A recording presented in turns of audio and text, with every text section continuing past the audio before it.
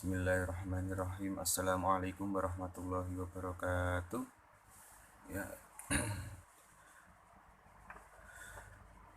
sebelum memulai pembelajaran, langkah baiknya kita berdoa terlebih dahulu.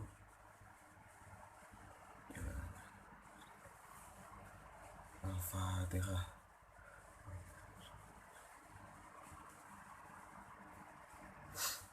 Ya, alhamdulillah kita bisa bertemu lagi ya di kelas Akidah Akhlak kelas 10. Ya, nanti untuk absen bisa absen di grup, nanti bisa saya tulis saja nomor absen sama nama gitu aja ya. Nah, oke, hari ini kita akan membahas tentang ini temanya ini ya.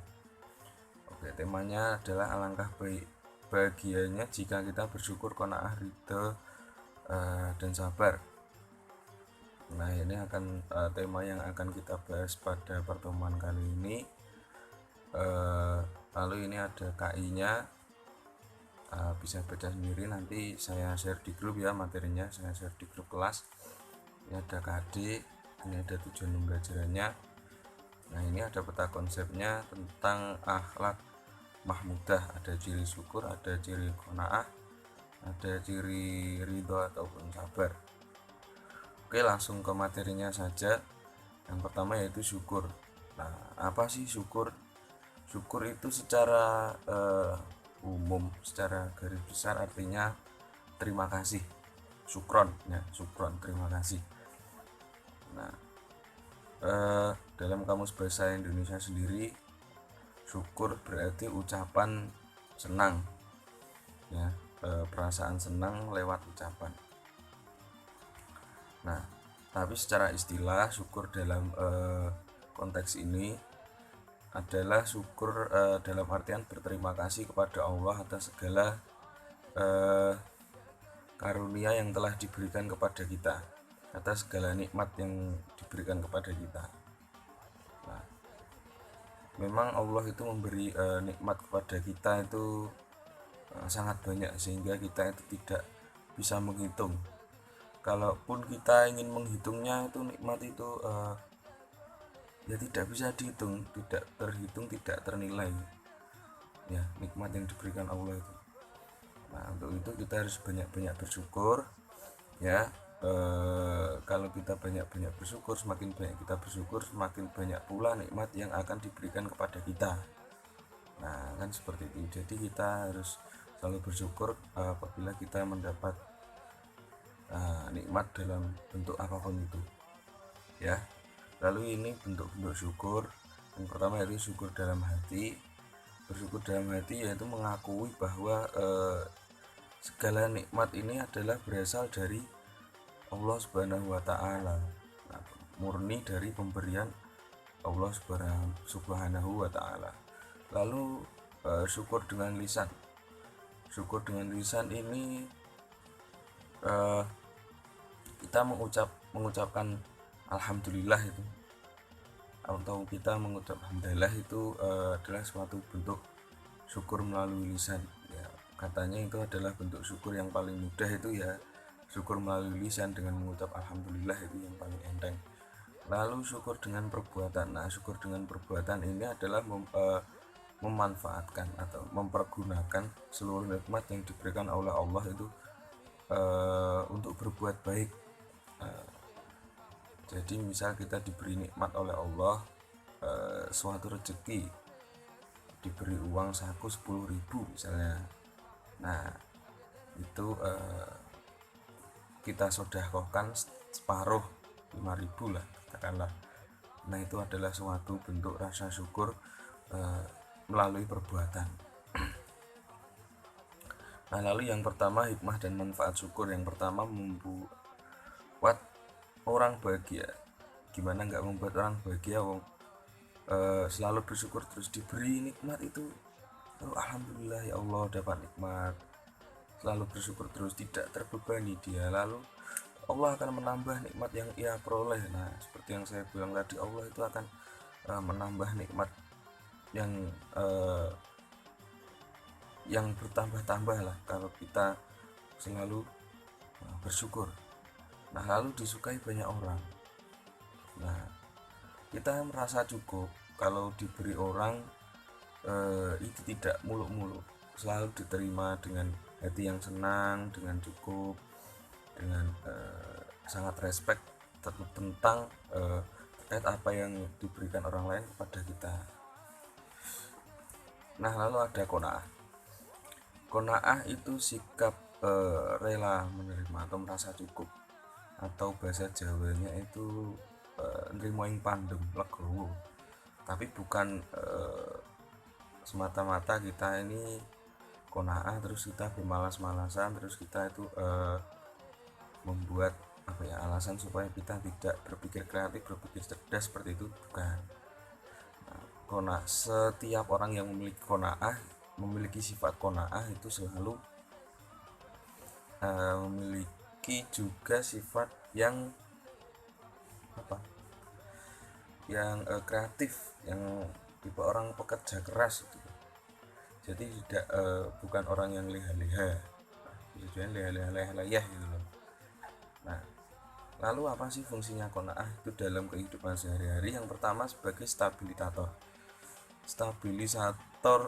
untuk hidup manusia semakin tentram ya, menerima apapun dengan lapang dada, tidak emosi yang berlebihan, selalu merasa cukup tentang apa yang dimilikinya. Jadi hidupnya itu stabil terus, tidak merasa serakah, tidak merasa tamak dan lain-lain. Lalu sebagai dinamisator, nah, membuat kekuatan batin ini merasa apa yang dimilikinya. Dia bekerja dengan giat, bekerja dengan sungguh-sungguh, dengan bergantung apa yang dimiliki, potensi pada dirinya gitu. Tapi tetap bergantung kepada kehendak Allah Subhanahu wa taala. Jadi dia tidak memaksakan diri, tidak memaksakan ya sesuai porsi pada tubuh, pada dirinya, seperti itu. Nah, lalu ini keutamaannya qanaah, jauh dari sifat sombong, yang pertama itu. Lalu jauh dari sifat frustasi. Nah, nggak sombong, nggak frustasi, hidupnya slow aja, slow suanta gitu, nggak terlalu dipikir. Yang penting dia ini sudah bekerja giat, hasilnya terserah pangeran, terserah Allah Subhanahu wa taala. Lalu memiliki hati yang tentram dan damai, tidak dibuat berat.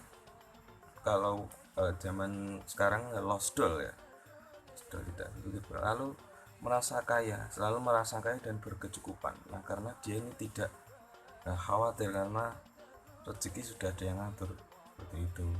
Bebas dari sikap rakus dan tamak, hidupnya selalu hemat, sadar bahwa harta ini sebagai bekal ibadah. Bukan dia ibadah untuk harta, bukan, tapi hartanya ini sebagai bekal untuk dia beribadah, seperti itu. Lalu yang terakhir, sadar bahwa kaya itu terletak pada hati. Nah, kekayaan itu terletak pada hatinya, bukan kepada harta yang dimilikinya. Jadi dia ya tidak mikir apa itu dunia itu, ya tidak kita hanya saja tidak dibuat terlalu berat karena dia memilih sifat qanaah itu tadi. Nah, lalu ridho dan sabar. Nah, sabar adalah menerima segala sesuatu yang terjadi dengan senang hati. Nah, orang yang ridho menyadari bahwa segala sesuatu yang terjadi itu merupakan kehendak Allah Subhanahu wa taala. Nah, jadi sabar itu menerima apapun, menerima sesuatu itu dengan senang hati, tidak ada rasa benci ya di dalam hati, dan menyadari bahwa sesuatu yang menimpanya itu adalah kehendak Allah Subhanahu wa taala. Nah, lalu ini ada bentuk-bentuk sabar. Bentuk-bentuk sabar ini ada 3.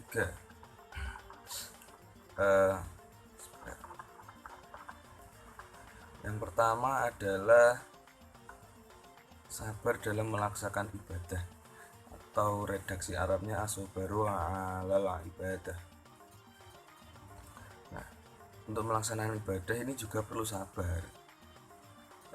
Maksudnya dalam perlu sabar ini dalam memulai pun dalam melaksanakan suatu ibadah kita itu dituntut harus sabar dalam menjalankannya. Salah satu contoh ketika melaksanakan sholat. Ketika melaksanakan sholat kalau tidak sabar itu akan tergesa-gesa, ya.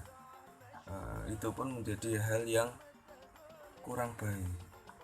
Nah, sholatnya tadi tidak sempurna seperti itu. Jadi harus didasari dengan sabar. Nah, lalu ada sabar dalam meninggalkan maksiat atau as-sabru 'alal maksiat. Nah, jadi teman-teman, jadi adik-adik atau anak-anak ininya ya, kita harus sabar dalam meninggalkan hal-hal yang berbau maksiat seperti itu, karena maksiat itu dilarang oleh Allah Subhanahu wa taala, dan dengan senang hati kita pun harus meninggalkan hal tersebut. Misal yang dulu anaknya suka mabuk-mabukan. Mabuk-mabukan itu adalah suatu hal yang jelek, hal yang buruk, jadi perlu ditinggalkan. Nah, kita harus sabar meninggalkan hal-hal yang buruk dengan senang hati, dengan hati gembira meninggalkan. Karena apa? Karena kita meninggalkan hal buruk, otomatis kita semakin mendekat kepada Allah Subhanahu wa taala, seperti itu. Lalu sabar dalam menghadapi musibah atau as-sabru 'alal musibah. Nah, sabar menerima segala cobaan dari Allah pada kita yang memahasucikan. Nah, jika kita menerima musibah, alangkah baiknya kita perbanyak istighfar. Nah, harus menerima dengan senang hati, harus sabar, seperti itu. Otomatis hati kita akan bahagia. Banyak-banyak husnudon pada Allah Subhanahu wa taala, ya. Harus sabar. Semua itu murni kehendak Allah Subhanahu wa taala. Kalau bahasa kerennya itu pelangi muncul setelah hujan. Nah, seperti itu. Jadi harus sabar menerima segala musibah dari Allah Subhanahu wa taala.